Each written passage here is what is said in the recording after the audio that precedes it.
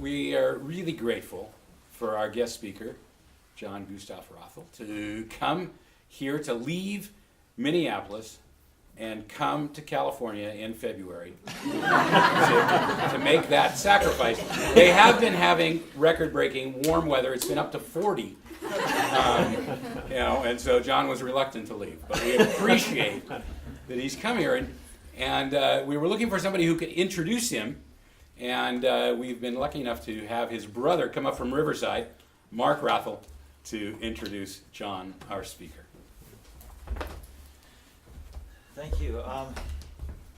It was a remarkable coincidence that I was here. I was up for an academic conference at Berkeley this weekend and checking Facebook and found my brother posting pictures of himself in Oakland. So I messaged him and said, "Where are you?" And it turned out we were just a few miles apart at that point, so he invited me to come down and offered me the great privilege of introducing him. A good introduction should do two things. It should embarrass the speaker, and it should establish his or her credentials as a speaker. I'll try to do a little bit of both. So first of all, unimportant credentials. He is the president of Affirmation. Now let me give you some of the important credentials that he has. I asked him what he would like me to say by way of introducing him, and he said, "Well, introduce me as a brother," and that throws the door wide open. Let me tell you what kind of a brother John was. In the 60s, he was an enchanting brother. We're 16 months apart. He's older. He made my life a fairy tale. He was Little Red Riding Hood. How gay is that? Made me be the wolf. But then we switched. He was always Batman and forced me to be Robin, which I didn't enjoy. But he was just a wonderful brother in the 60s. In the 70s and 80s, he became a nightmare of a brother because he was perfect at everything, perfect grades. He would get up before early morning seminary early to study the scriptures. All of my leaders wondered why I couldn't be like my brother was, and obeying every commandment with absolute fidelity and exactness and honor. It was a relief when he finally left home and went on a mission, and then set the standard as a missionary that, of course, I could never live up to either. In the 90s, after he came out, at first he was a very angry brother, and sorry, I don't want to cry, and an infuriating brother, and we had some very difficult times and fought, and I said things to him that I'm ashamed of, and things got very difficult. And then in the late 2005, he became the brother that he actually was all along, a brother that set an example for me of what a disciple of Christ is like. He became a man, a brother, once again, of great faith, far greater faith than I have in returning to the church, and humbling himself and asking for forgiveness when it was me who needed to ask forgiveness of him. And he's been a loving brother and friend and uncle to my children, and still a little bit infuriating because as I travel the world with some moderate success in my career, I introduce myself in wards all over the world, in Moscow and London, for example, And the first question people always ask is, are you John Gustav-Wrathall? Any relation to John Gustav-Wrathall? So I'm very proud to introduce a magnificent brother to speak to you today, John Gustav-Wrathall.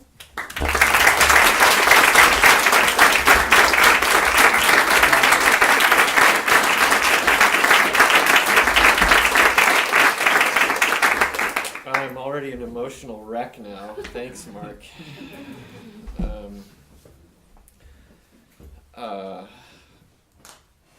Yeah, I've been blessed in my family, and boy, it was a great moment in my life when Mark and I were finally able to reconcile, and it's wonderful to have him as a friend again. We were great friends, I think, as children. You forgot about Mr. Bear and Mr. Rabbit. No, I didn't.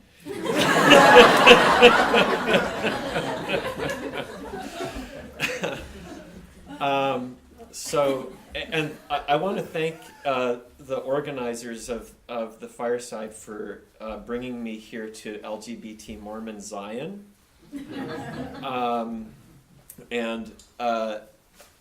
The past year there's been one word that has been on the lips of the entire leadership of Affirmation, and that's been trauma. The last year and some months since the policy has been very difficult, and we have wrestled with how do we bring ministry and healing to a population that is really hurting right now. And boy, it felt good to come here and see the kind of support community that you're building here. And I'm just incredibly grateful for what you're doing here. And it doesn't necessarily make it easier in some ways, but it's so important for LGBT Mormons to know that they're not alone. So I want to thank you for the incredible work you're doing here. It's an example to other parts of the church, and I'm going to bring the feelings and the connections that I've made here with me back home and back to Affirmation. I'm very grateful.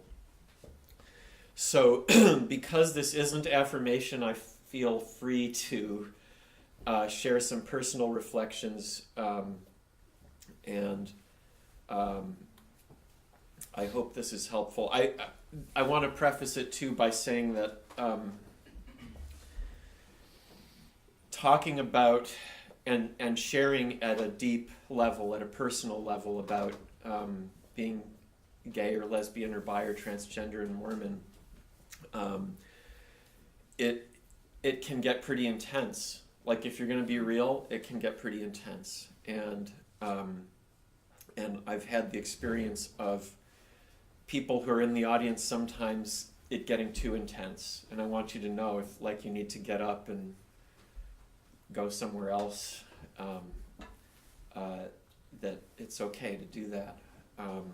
We need to take care of ourselves. And I had somebody come up to me, it got kind of intense, and he needed to leave, and he came up to me afterwards and he said, he apologized, and he said, you're doing a great job. It's not that there's anything you're doing that's wrong, but it's hard. So I want to begin in that spirit and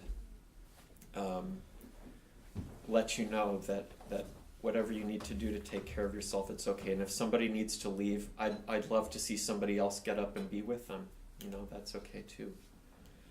So I thought about, so I want to share this, read the scripture from Matthew chapter 15. Then Jesus went thence and departed into the coasts of Tyre and Sidon. And behold, a woman of Canaan came out of the same coasts, and cried unto him, saying, "Have mercy on me, O Lord, thou Son of David. My daughter is grievously vexed with a devil." But he answered her not a word. And his disciples came and besought him, saying, "Send her away, for she crieth after us." But he answered and said, "I am not sent but unto the lost sheep of the house of Israel." Then she came and worshipped him, saying, "Lord, help me." But he answered and said, "It is not meet to take the children's bread and to cast it to dogs." And she said, "Truth, Lord, yet the dogs eat of the crumbs which fall from their master's table."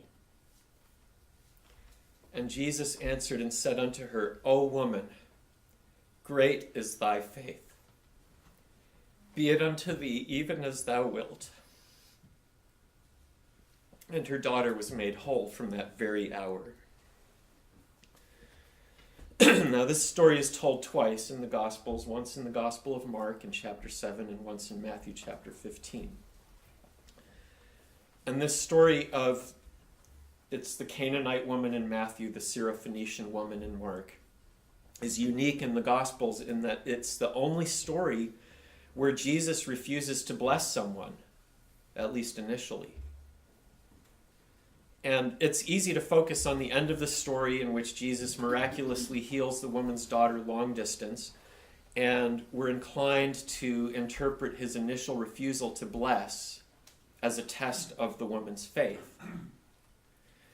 Except that Jesus' refusal is coupled with what, on the face of it, looks like blatant racial or ethnic discrimination and insults.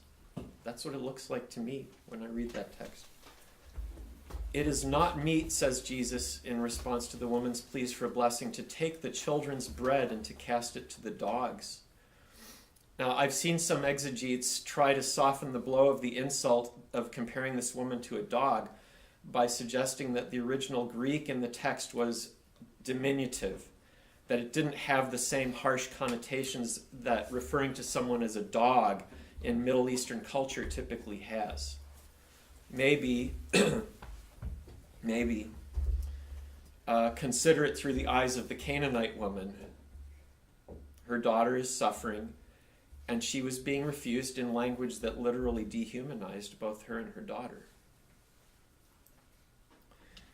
In the Matthew version of the story, she followed them, crying after them from a distance, and Jesus refused to answer her. And when the disciples begged Jesus to relent, just to make her stop, he replied tersely, "I'm not sent but unto the lost sheep of the house of Israel." That phrase, not present in the Mark version of the story, was the key to James E. Talmage's interpretation of the story. Jesus was not called by the Father to minister to the Gentiles. The keys to that work were not to be delegated until after Christ's ascension. The story could credibly have ended with that rejection, right? Jesus says, "No, I'm not going to bless her," and then she leaves and gives up and says, "Okay." Most women in her shoes might have given up and might have left after being insulted in that way. This would not have been much of a story, however, if that had been the end of it. And it makes me wonder, it occurs to me that in the course of his ministry, Jesus might have said no to Gentiles seeking blessings many times, so often that it wouldn't have seemed worth mentioning. And this story might only have been told because of its exceptional quality, because it was a case of a Gentile who refused to take no for an answer, and whose faith was such that the blessing could not ultimately be withheld. It's reminiscent of another story recounted in Luke chapter 7, in which a Roman centurion beseeched the Jewish elders to intercede for him on behalf of a dying servant. Perhaps the centurion knew that Jesus was not sent but unto the house of Israel, which would explain why he never appeared in person to Jesus Christ, and why he sent Jewish messengers to convey the message, I am not worthy that thou shouldst enter under my roof, neither thought I myself worthy to come unto thee, but say in a word, and my servant shall be healed. Jesus marveled at the man's faith and proclaimed, I have not found so great faith, no, not in Israel. The Luke account does not specify whether the servant was of the house of Israel or not, but it does state that, like the daughter of the Canaanite woman, the servant was healed thanks to the exceptional faith of a Gentile. So to return to the story of the Canaanite woman, her faith was such that she did not allow herself to be put off, neither by the insistent rejections nor by the dehumanizing language. Yes, Lord, was her response to the dog's comment. Yet the dogs under the table eat of the children's crumbs. It was when she said that Christ knew there was no blessing he could withhold from her. O woman, replied Jesus, great is thy faith. Be it unto thee even as thou wilt.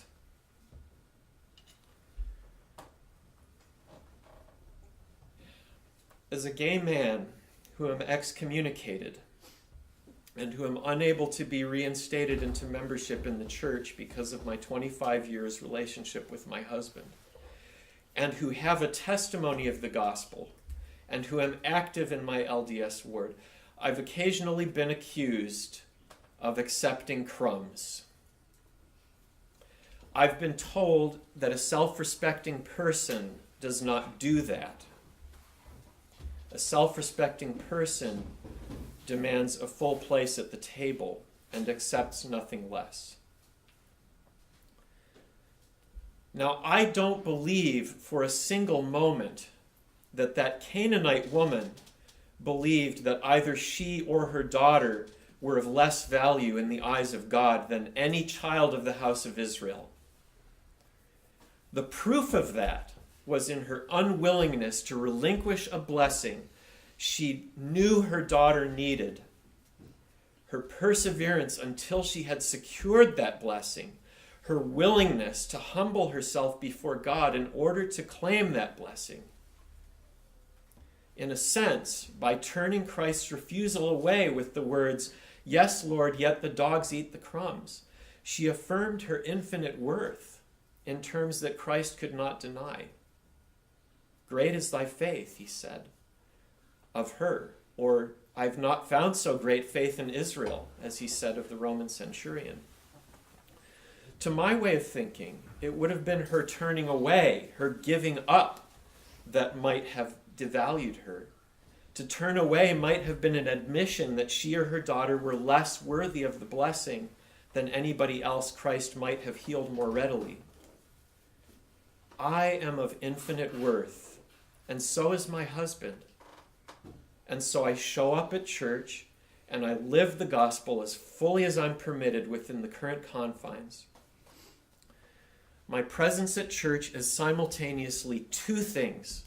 It's a testimony of the truthfulness of the gospel, which is a bedrock of my life, and it's a testimony of my infinite worth. That begs the question, why does the church treat people in a discriminatory manner? Or to put it in slightly harder terms, how could a church that discriminates against people, that is seemingly a respecter of persons, be true? As I was writing this talk, I was exchanging messages with a faithful lesbian mom who has been distraught because her daughter just turned 8 years old and will not be able to be baptized as her older siblings were. We can take the experience of LGBT people today and we can put it in the context of long millennia of discrimination of some sort in the church, whether it's for race or gender or ability. God is no respecter of persons. if the story of the Canaanite woman is an illustration of anything, it's of this fundamental truth. God does not discriminate, but apparently God's church is a respecter of persons. The story of the Canaanite woman is also an illustration of that reality. Even Christ himself seemed somewhat bound or limited by that reality. The Gospels and the Book of Mormon's witness of Jesus Christ almost always shows Christ standing with the disadvantaged. It shows us that when the society or the church marginalize people, God stands with the marginalized. That's the overwhelming witness of the Gospels and of Scripture. That is the normal ethic that God demands of us.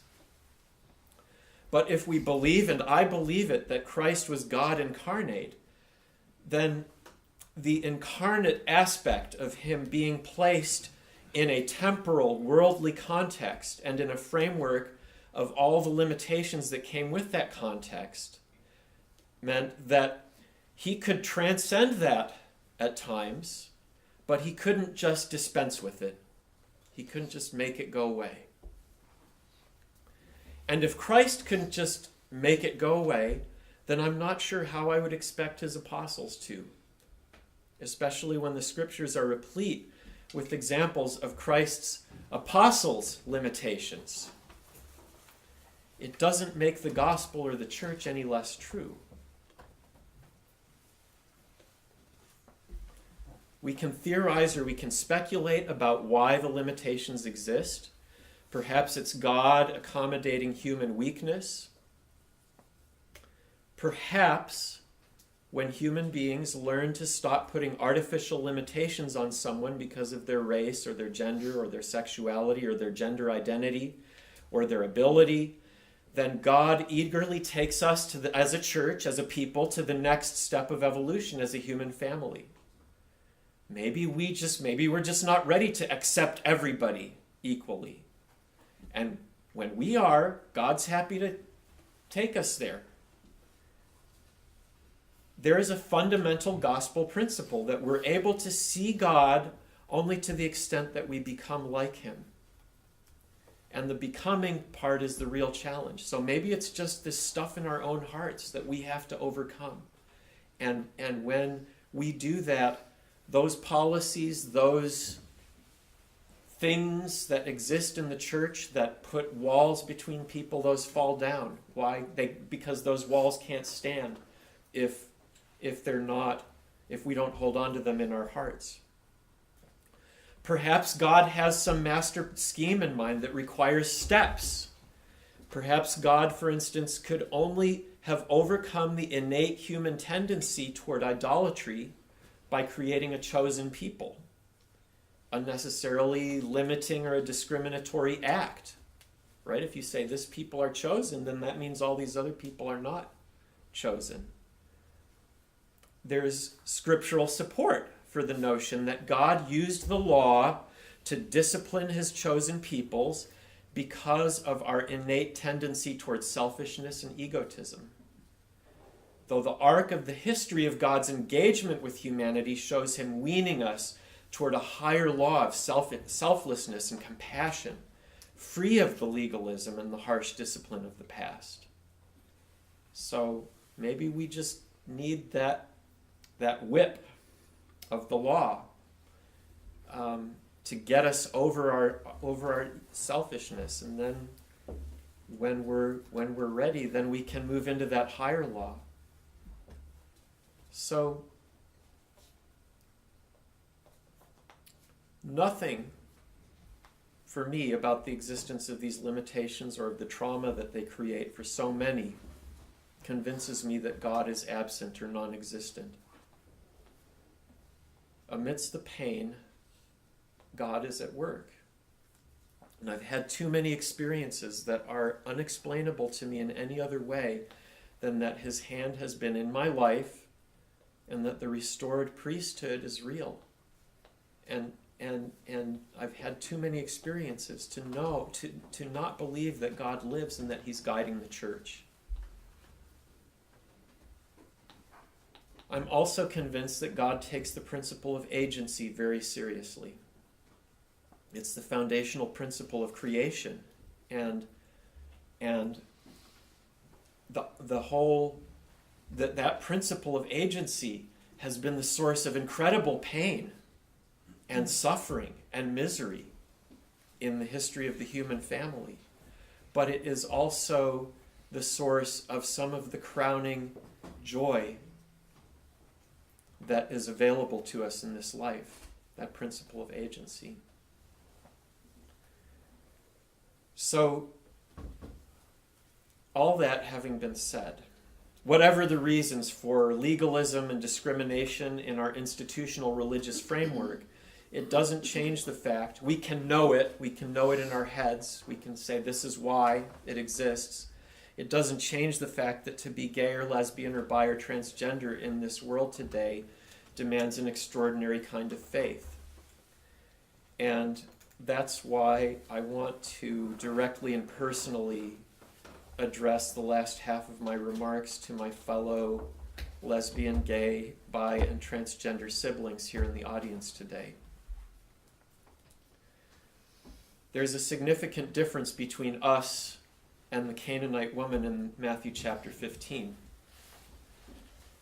The Canaanite woman had her daughter, and her daughter had her, and they had the love of family. And if there were ethnic divisions between Jews and non-Jews in Palestine at that time, non-Jews had their family structure, they had their social institutions, and they could find love and acceptance within that. And far, far too often, many LGBT people have lost our families. And that's the number one source of trauma that I see in my work in affirmation, is rejection from our families. And LGBT people are sometimes blessed to have our families come on this journey with us, but we've never been able to take it for granted. Talk to any LGBT person and ask them about the moment that they decided to come out to family, and ask them what that felt like. And I have just seen the absolute devastation and the trauma that happens when we experience that rejection. But here's what I can say about the rejection we've experienced. Every significant thing that was told to me in the church about what it would mean to be gay has turned out to be completely false. I was told that gay people were incapable of real love, that we were incapable of forming lasting commitments, and this year my husband and I are celebrating our 25th anniversary. And the one thing I can say about the love between us is that it has never been deeper or stronger or more nourishing than it is now. And that love between me and my husband has steadily grown day by day, month by month, year by year, through trials and challenges and heartache, and through mistakes and failings and forgiveness, and through the raising and care of foster children. And if our love is not real, then I can't imagine what real love is, because what we have surpasses my ability to express it in its power to heal and to teach and to inspire, and in its infinite potential. The one thing I know about this journey I'm on with my husband, you're on, is that I can see an ascent that goes on beyond the horizon of what I can see. It has infinite potential. I was told that if I entered into a same-sex relationship of any sort, that I would lose the Spirit of God. But I have the Spirit in my life, and so does my husband. How do you know when the Spirit is present in someone's life? When you see the fruit of the Spirit. Love, hope, patience, faith, kindness, forgiveness, perseverance. And do I know gay people in same-sex relationships who manifest the fruit of the Spirit and who have gifts of the Spirit? Oh, I do. In abundance. And if we seek God in patience and humility, He pours out His Spirit on us. That's what I've learned. As long as I believed that lie and I was afraid to go to God directly and ask for help, I was in darkness. But the moment I turned to God and said, please help me, right here where I am, that's when God poured His Spirit out on me. So can we have the Spirit? Yeah, we can. And so one thing that I can say about the church's current policy related to gay people is that if these things that I had been told were true, if real commitment and love were impossible in a same-sex relationship, if a same-sex relationship denied us the possibility of having the Spirit in our lives and having a relationship with God, if those things were true, then the policy would be wise and kind, because it would be designed to prevent us from harming ourselves. It would be designed to protect us from falling into lonely lives devoid of spirituality or meaning. And I think that's what our leaders believe they're protecting us from.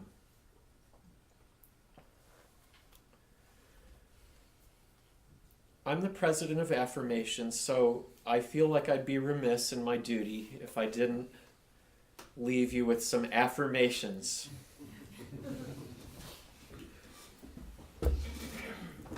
Affirmation number 1. We are greater than the rejection.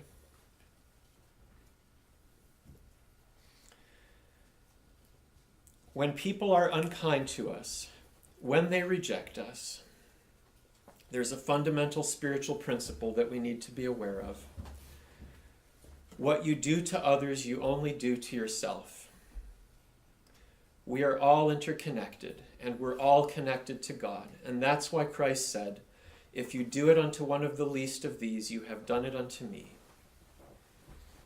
When people reject us, we might think it's some kind of reflection on our worth, but it's not. A person who rejects you may be revealing something unfortunate and unpleasant about themselves, but in their rejection, there is not the least of an iota of reflection on who you are or what you are worth. We are greater than the rejection. Affirmation number 2. God does not reject us.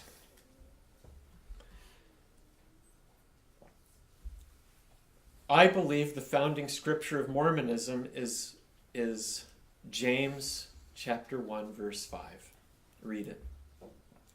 If any of you lack wisdom, let him ask of God, who giveth to all liberally, and upbraideth not.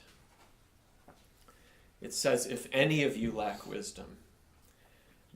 That means the only prerequisite is that we lack wisdom, which most of us do, and I can speak for myself and say I do.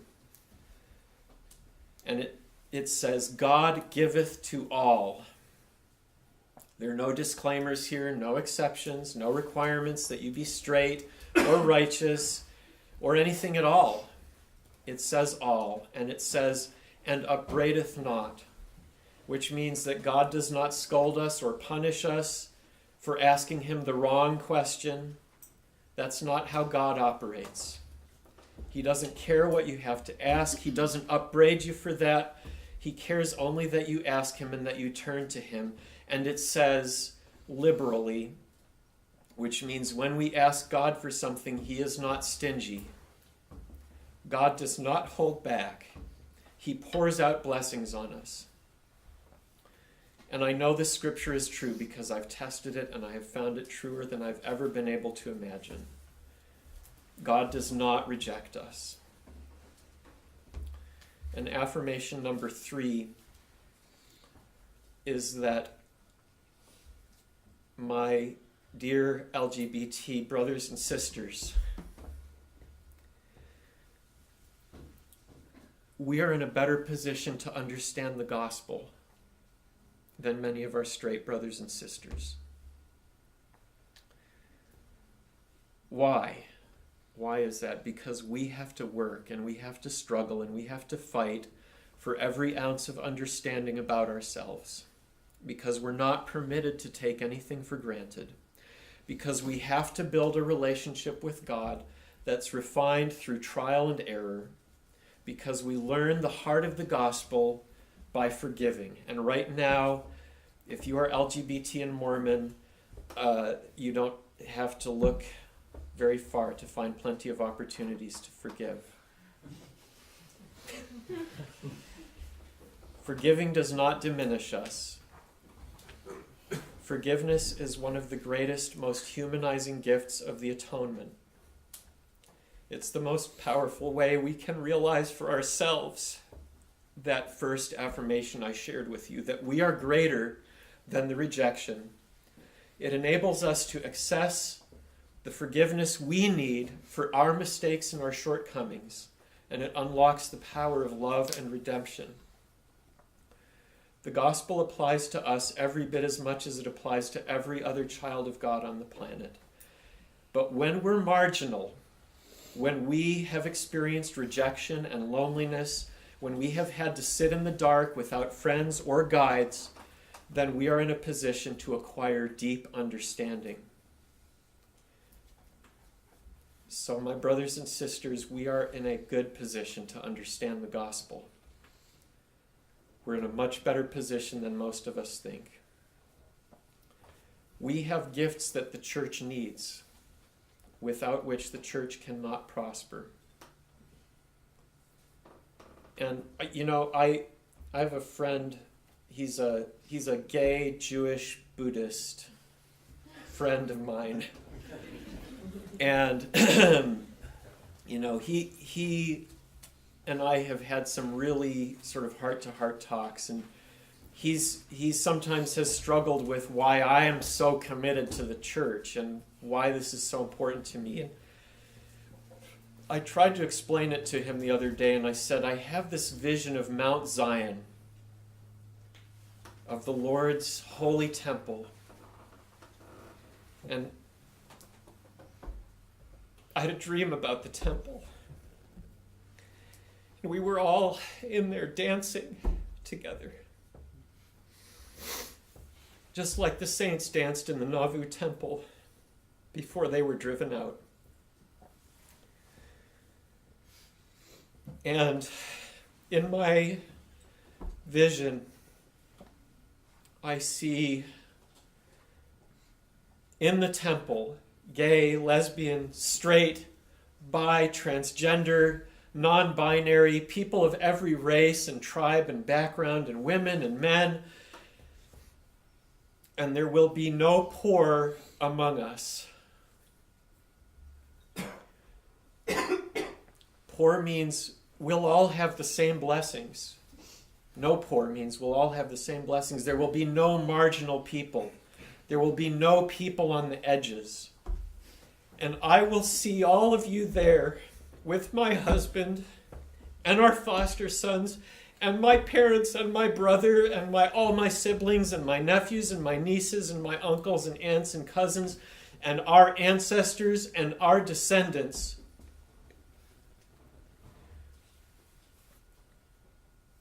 And the Spirit will be poured out on all of us with a richness and a power that none of us imagined possible. None of us imagined.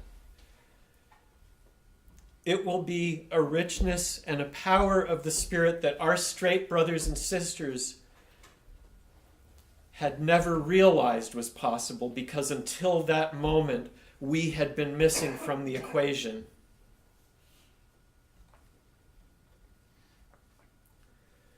So, here, as I've been staying here in Oakland, I've been staying with Judy Finch. And Judy has been one of the most constant supports to me through this past year, which has been one of the most challenging times in my life. And one of the things that Judy keeps reminding me is that the most important thing I can do for anybody else is to take care of myself and to do whatever I need to be healthy and happy and whole. I can't help anybody else if I don't do that. And so the last thing that I want to say to my LGBT brothers and sisters in the room is I want to pass Judy's advice on to you. I love you deeply. And every morning I wake up to thoughts of my LGBT brothers and sisters throughout the world, and I pray and work throughout the day as I work with affirmation and thinking about what I can do that will bring people hope and encouragement. And I've seen so much trauma, and I've felt the pain that so many people have felt, and I've been amazed by your capacity to transcend that and to heal.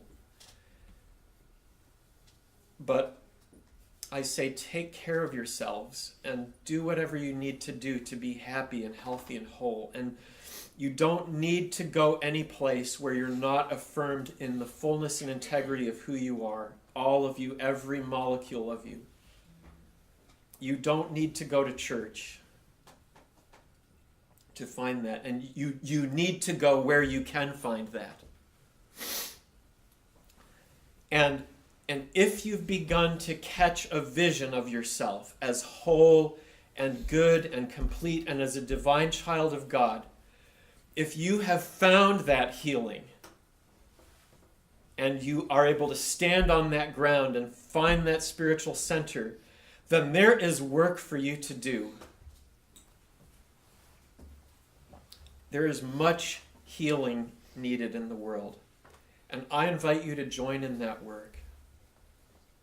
In the name of Jesus Christ, our teacher, our Savior, and our Redeemer. Amen.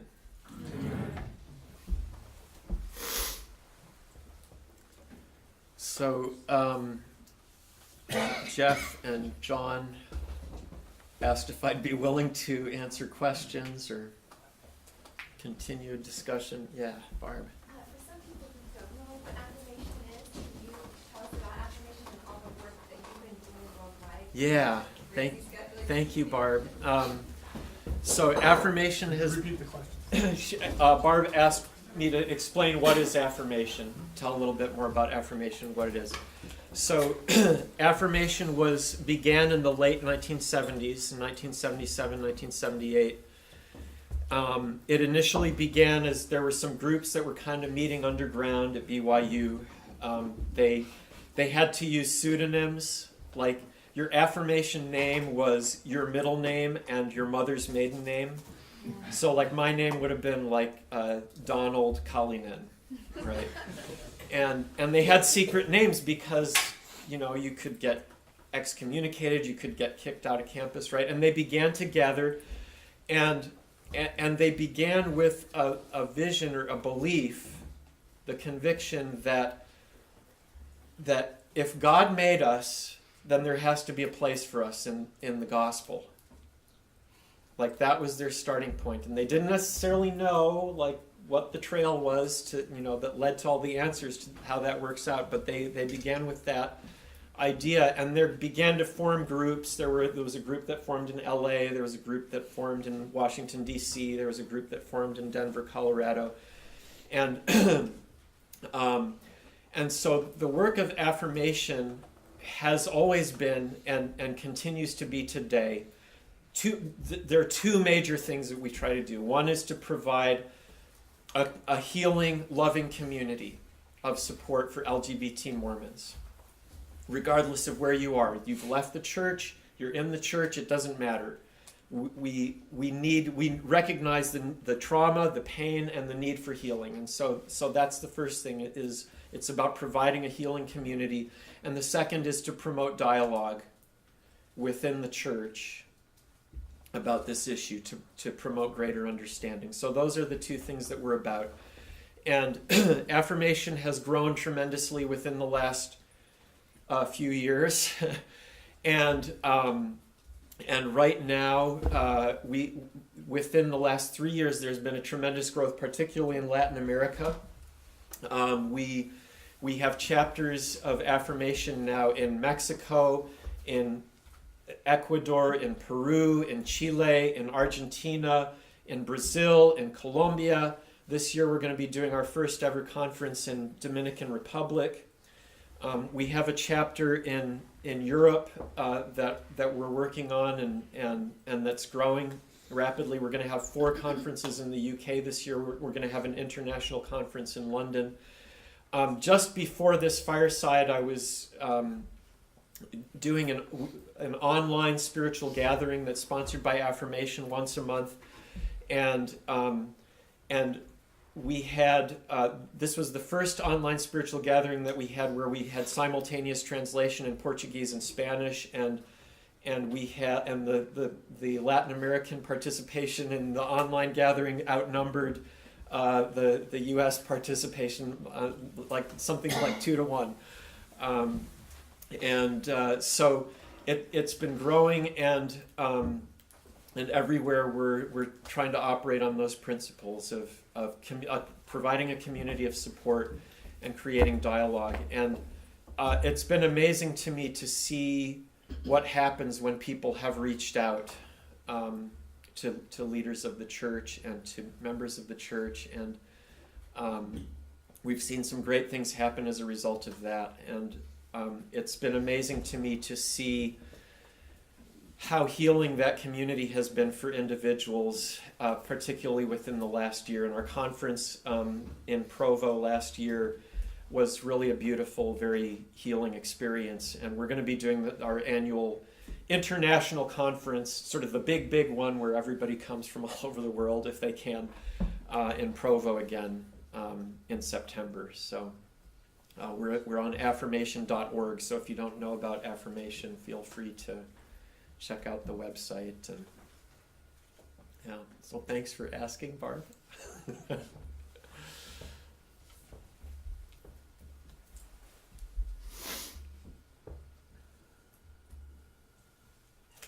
Yeah. So your husband, not a member of the church, or never was, and does he go to church with you? Like, what are his thoughts on the church? Yeah, he'd have a word or two to say. And he doesn't, if you know my husband, you know he doesn't hold back. And no, he's never been a member of the church. And he likes to tell people that when he was growing up, his parents were kind of seekers and they tried a little bit of everything. So, they went to the Catholic Church, they burned incense and were Buddhists, and they did the Jehovah's Witness thing and Pentecostal, and they kind of did everything but Mormonism. And so I, came into his life to kind of fill the void, I guess. My re-engagement with the church initially was a challenge for him. He was a little bit worried about what that might lead to, and it was difficult. It was a challenge for him, and he still he actually reads all the posts on Facebook by LGBT Mormons and allies, and every time there's some new outrage, he comes to me and he's like, "Look what your church is doing," and I'm like, "I know, I read it this morning." He does come to me with church. He comes to church with me, and he's great and he's supportive, and he does these sweet things. I was asked to speak at the Kirtland Temple at an affirmation conference, and we had a devotional in the Kirtland Temple, and I got to speak from the rostrum where Joseph Smith used to preach. Right, it was this kind of head trip, right? And he knew how special that was. Like there were affirmation members there who were kind of like weeping as we were doing the tour of the grounds, and we were kind of talking about the experiences that the saints had there. And so he went around the grounds of the Kirtland Temple and he picked up little leaves off the ground, and then he took them home and he put them in a little frame, a picture frame, and he gave it to me as kind of a souvenir of Kirtland. And he does come to church with me, and my current bishop is like really super awesome, and my bishop, shortly after he became bishop, I met with him, and he said, "I hope you don't mind, but I told the Ward Council that I have it as a goal to have your husband attend church more often." And so I told the Ward Council that they need to be on the watch for him, and if anybody does anything to make him feel at all unwelcome, you are going to deal with them and make sure that doesn't happen. And he's been over to our home for dinner, and Euron fell in love with his wife. You know, he like took her on a tour of the garden, and like they swapped, you know, gardening tips, and he thinks she should be the bishop. You know, so anyway, yeah. He's supportive, and the number one way that he supports me a lot of the times is to have patience when I have to leave town, and that's a trial for both of us. So, yeah.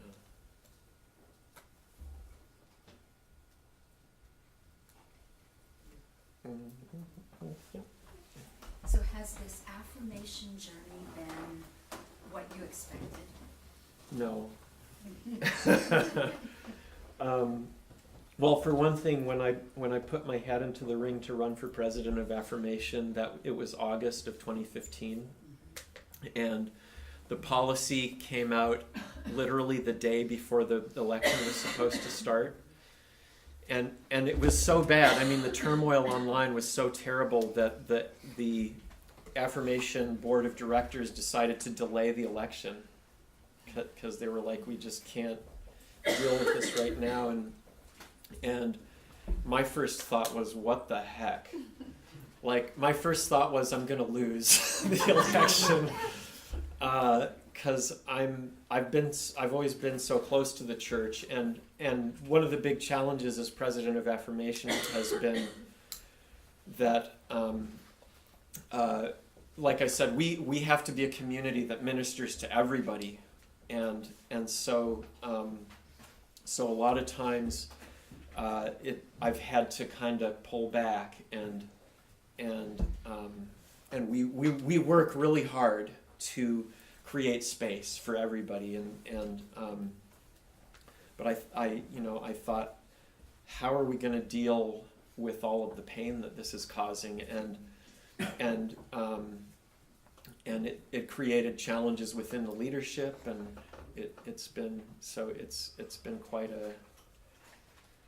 a ride, but I'm seeing beautiful things come out of it, and people are now finally, like, now that we're over a year past that, I think people are kind of recovering from the shock a little bit, and they've made their peace in various ways. So, like, before the policy, we did a survey. Affirmation did a survey last October, and it was a long survey, and we asked a whole bunch of questions, and we had over 1,000 people who completely filled the entire survey out, and we had participants from all over North America, South America, and about half of the people who responded to the survey had been active in the church prior to the policy, and that was pretty much what I had observed in Affirmation. Probably about half of our membership at that point were active in the church. And after the policy, that dropped to about 1 in 5 Affirmation members were still active in the church after the policy. And so a lot of people just kind of made their peace with it by leaving and saying, we're done. And other people have kind of, made their peace with it by saying, I'll be damned if I'm going to leave.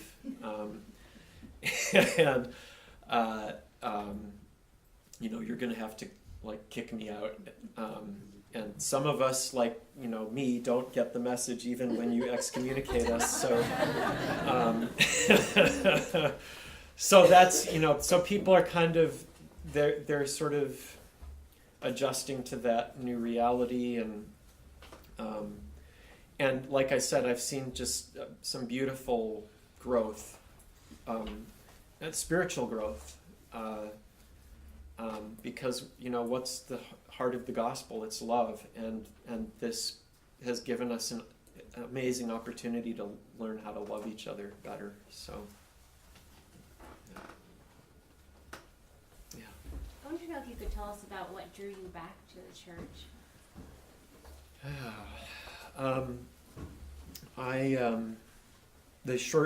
There's a really long answer to that question, which I was sharing with Jeff and Catherine before.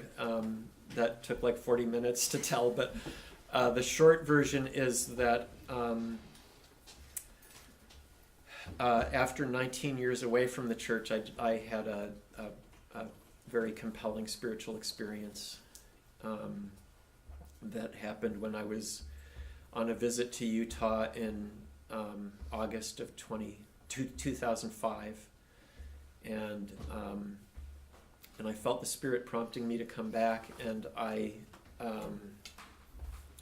fought with that and wrestled with it, and I was deeply unhappy that God would ask me to do something like that, and I was like, can this really be God telling me to do this, or is this just some tape in my head? But it was like this, it was a profound thing, and I, so I started to attend church after some wrestling internally about a couple of months later, and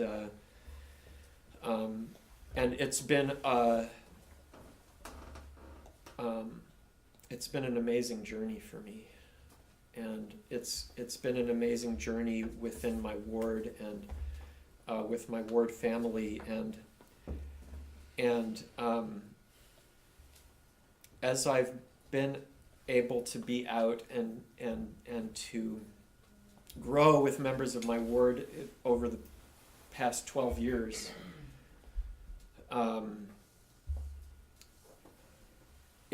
we've just been,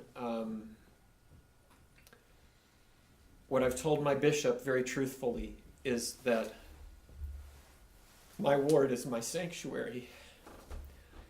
It's the place where I feel safest, and it's the place where I feel most whole. And I say that knowing full well that there's so many LGBT Mormons who it's the opposite. Like, it's not safe. It's not where you experience wholeness. But for me, it has been, and it's been partly because of this experience of growth with members of my ward over time, and I feel like it's the one place where I can be every bit of who I am, where I can be gay and Mormon, like, fully.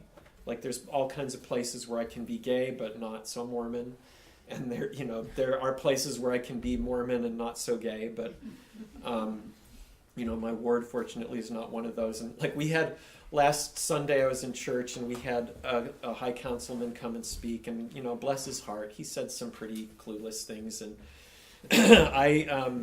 I immediately had like several members of my ward like reach out to me like on Facebook, or they called me and they were like, are you okay? Like, I was like, oh yeah, I'm used to this. Are you okay? So yeah. But yeah. Can I say something about that? Because you left out a big part of the story that you don't know about. You've heard this once now, but part of the answer to that question is we have a mom who was a woman of incredible faith, and she never stopped praying and fasting that he would come back to the church, and she would call me and tell me to pray and to fast that he would come back to the church, and I would say, Mom, John is gay, and he's not going to come back to the church, and she never quit. And she didn't know how, but she knew he would be back.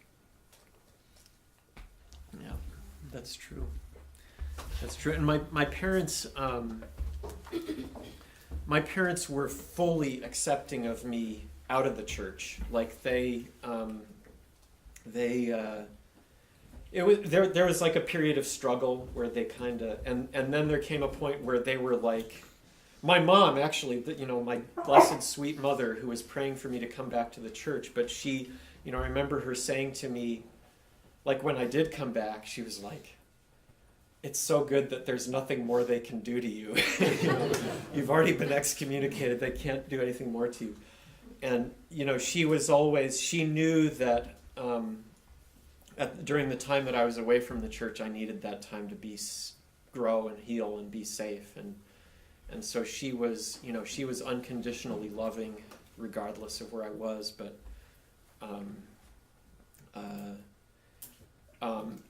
that was another place where, you know, was in our home. Because I can't pray in church, but I can pray in our home. Like when I'm with my parents and with my siblings, Dad calls on me to say family prayers, and so in the church of the home, I'm a full member in good standing, and the Spirit was there, you know, is there and with us in our home. And I love visiting my dad. I love praying with my dad. And so I knew, like, if that can work, then it can work in the church too. Like if my dad knows that, and if my mom knew that, then the folks up in the red chairs in Salt Lake can figure that out too eventually. We'll have one more question. Okay, sorry. Like I kind of get this reaction on it when you introduce yourself as a gay Mormon. Like you get kind of the same feeling as when you hear about like Jews for Jesus. Like as far as like conceptually invalidates not only your religious identity but your religious opinion. Yeah. And so like how do you deal with people that like hear that like, okay, well you identify as Mormon but you're not really a Mormon because you're now invalidated. You know, I've had that question asked of me, and like weirdly,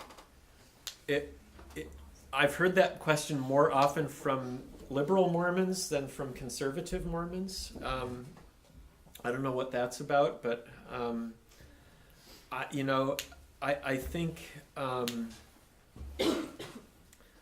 I think the proof is in the pudding, and you know, Mormonism is being a Mormon, I guess, is kind of like recognizing great art.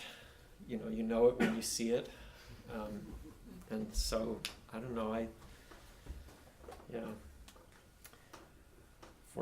don't get that question asked of me a lot. I guess people figure I've paid my dues to be considered a Mormon. Well, thank you so much for coming, and thank you for the spirit that I felt here, and I guess I'll let Thank you, close John. it up. So,